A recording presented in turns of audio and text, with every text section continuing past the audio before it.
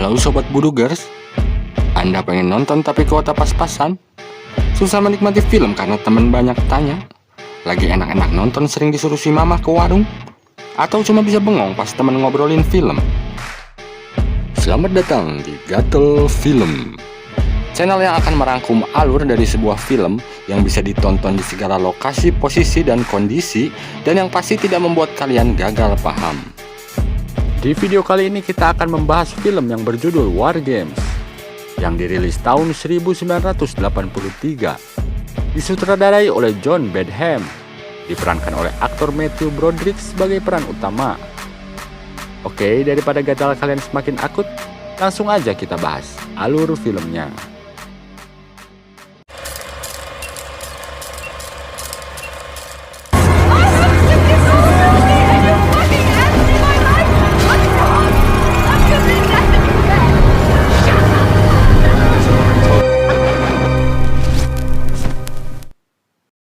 Bermula di salah satu tempat di wilayah Amerika, terlihat dua orang pria yang kita sebut saja namanya si Upin dan si Ipin.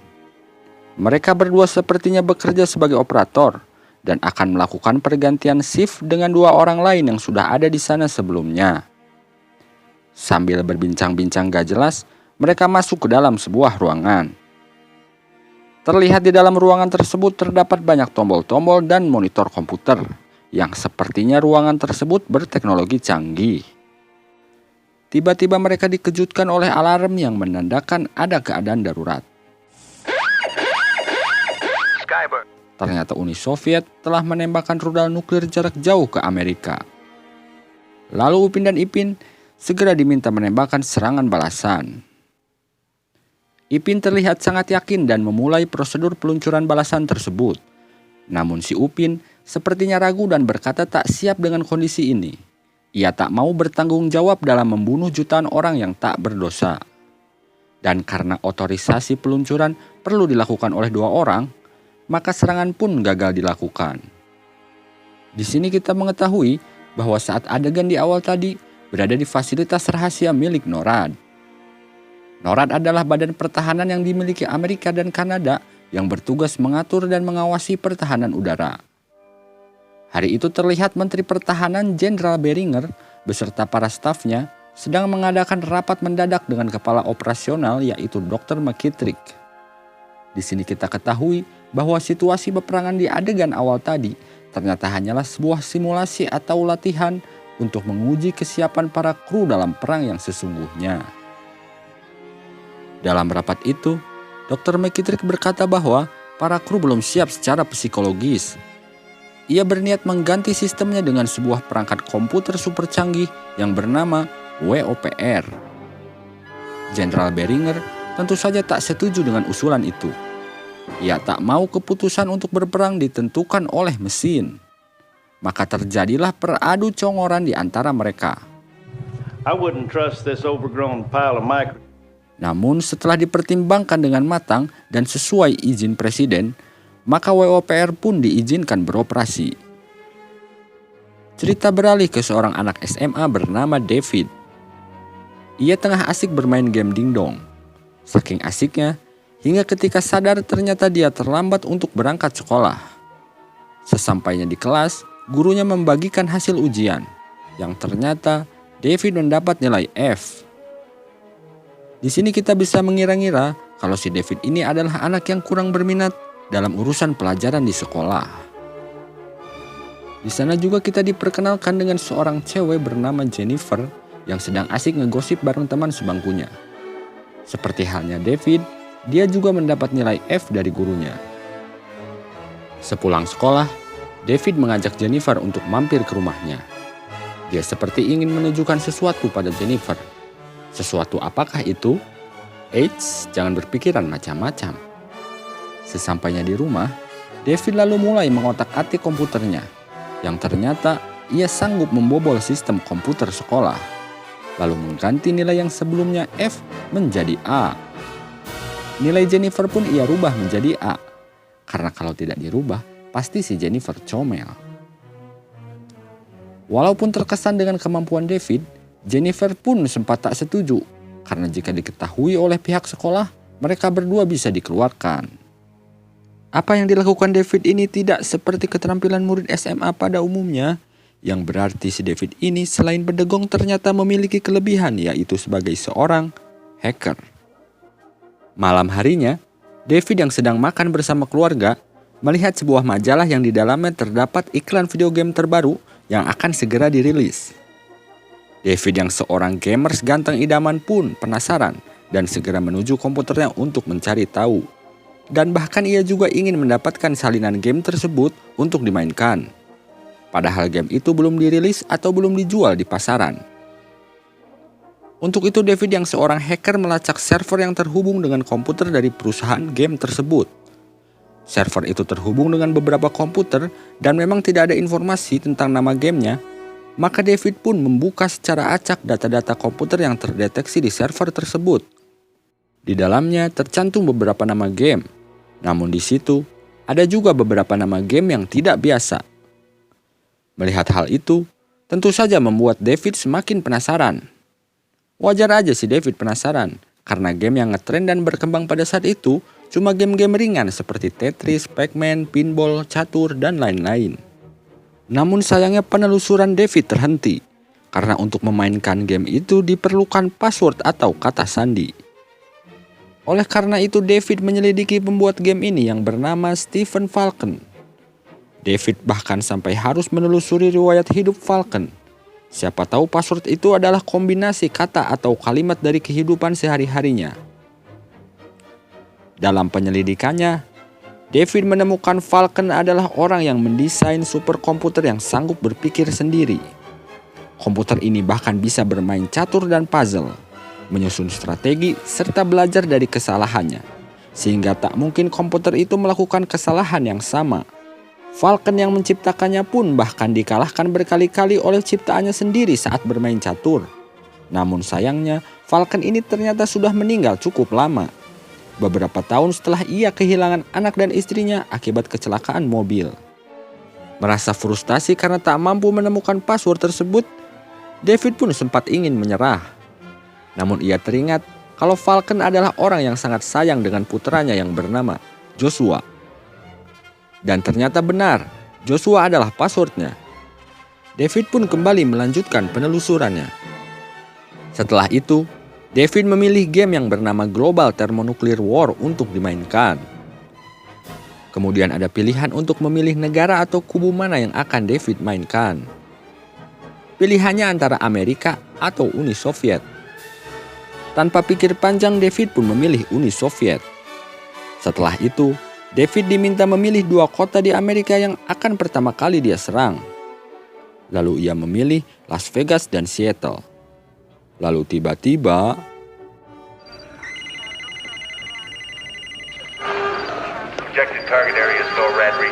seketika NORAD mengumumkan bahwa Uni Soviet tengah melancarkan serangan kepada Amerika.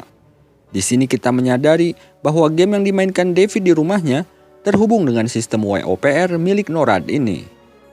Saat itu juga, Jenderal Beringer dan para petinggi Pentagon lainnya dibuat sangat panik.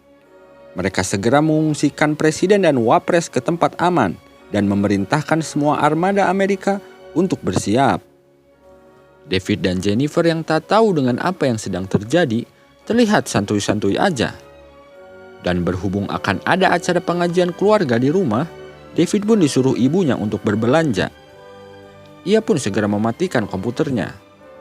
Otomatis alarm darurat di markas NORAD pun ikut berhenti dan keadaan pun normal kembali. Disinilah Jenderal Beringer menyadari bahwa sistem mereka telah disusupi. Dan setelah dilacak, sinyalnya berasal dari sebuah rumah di Seattle, yang mana itu adalah rumah David sendiri. Beringer pun segera memerintahkan anak buahnya untuk menangkap David.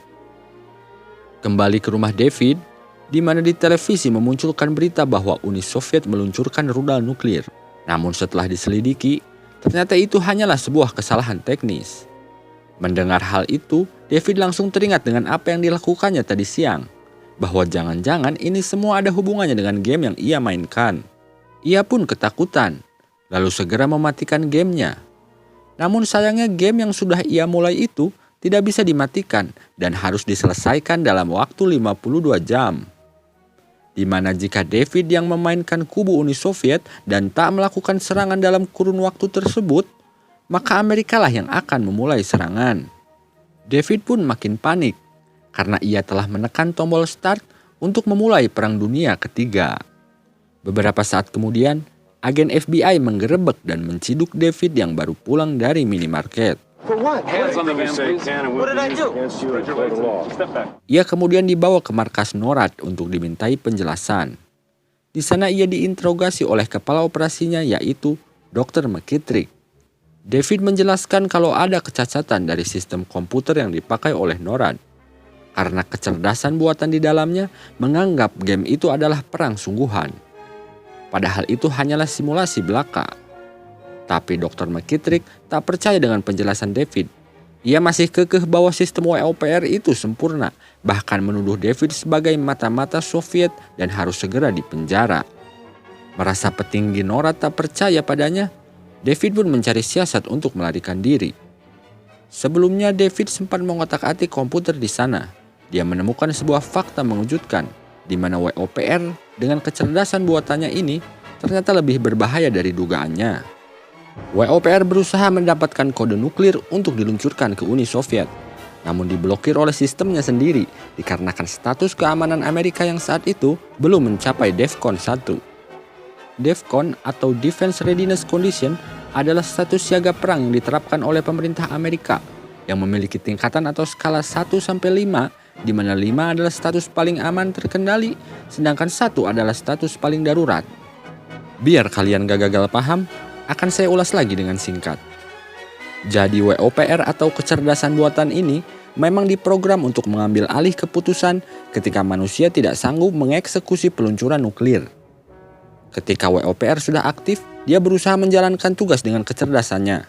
Dan WOPR ini diprogram hanya bisa mendapatkan kode peluncuran nuklir atau eksekusi ketika status siaga paling darurat atau DEFCON 1. Yang ditakutkan adalah WOPR ini bisa saja melakukan segala cara yang tidak diduga untuk mendapatkan kode peluncuran nuklir tersebut. Oke, lanjut. Kembali ke David yang sedang mengotak-atik komputer di markas NORAD. Ia menemukan kalau yang menciptakan sistem WOPR yaitu Stephen Falcon ternyata masih hidup dan bersembunyi di suatu tempat di daerah Oregon. Namun dengan identitas baru bernama Robert Hume. Akhirnya dengan skill bongkar tapi tidak terima pasang, David sukses melarikan diri.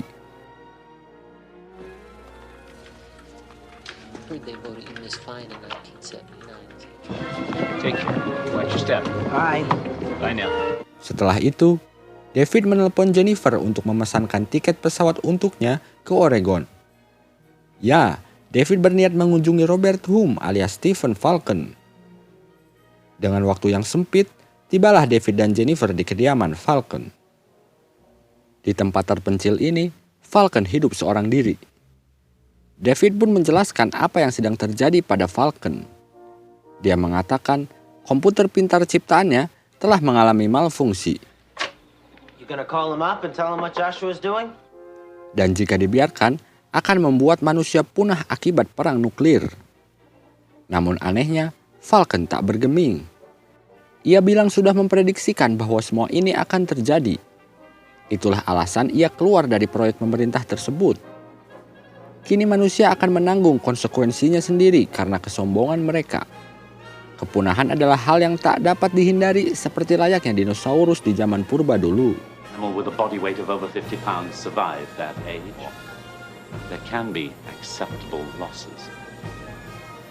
David dan Jennifer pun meyakinkan Falcon bahwa mereka masih punya peluang untuk mengalahkan WOPR. Dan Falcon sebagai penciptanya pasti memiliki backdoor untuk mereset sistemnya. Backdoor adalah istilah dalam perangkat lunak yang berarti portal rahasia khusus bagi admin untuk melakukan troubleshooting atau pemeliharaan sistemnya.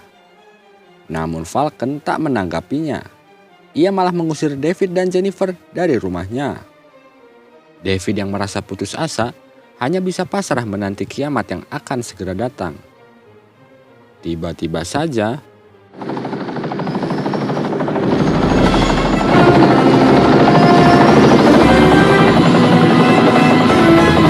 Falcon datang dengan helikopter pribadinya.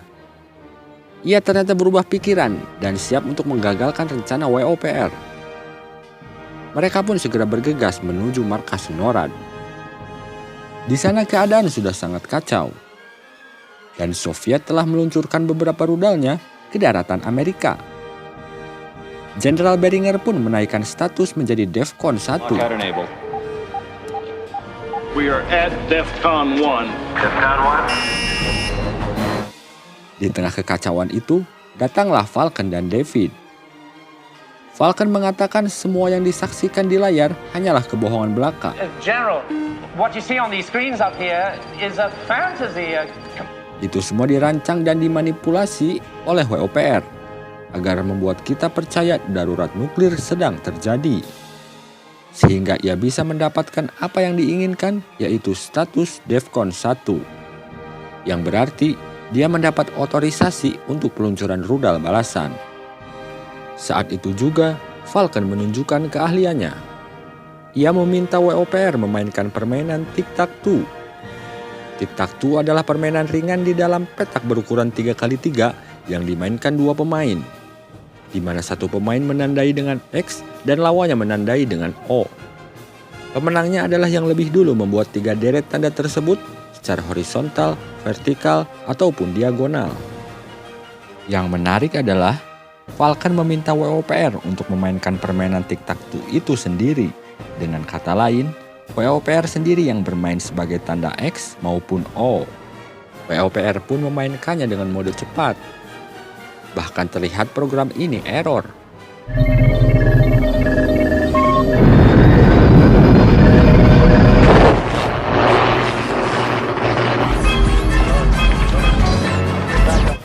Berulang kali permainan itu dilakukan, hasilnya selalu imbang. Terakhir WOPR berkata, "Permainan yang aneh, satu-satunya cara untuk menang adalah tidak memainkannya." The only winning move is not to play. WOPR pun mematikan sistemnya. Seluruh ruangan pun berteriak kegirangan. Jenderal Conley segera mengganti status menjadi DEFCON 5, pertanda keadaan telah aman. David dan Falcon pun berhasil menghentikan Perang Dunia Ketiga. Itulah endingnya.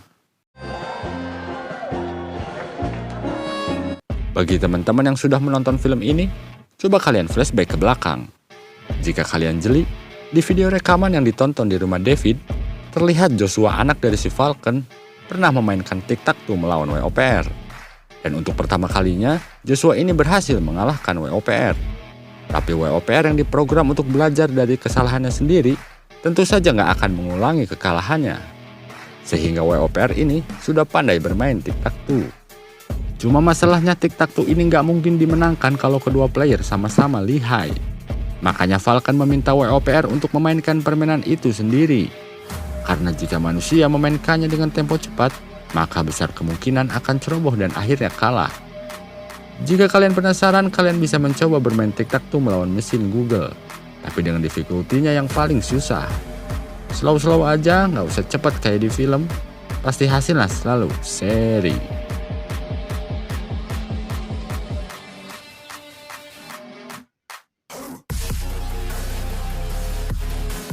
Jadi tic-tac-toe inilah yang dimaksud David sebagai backdoor.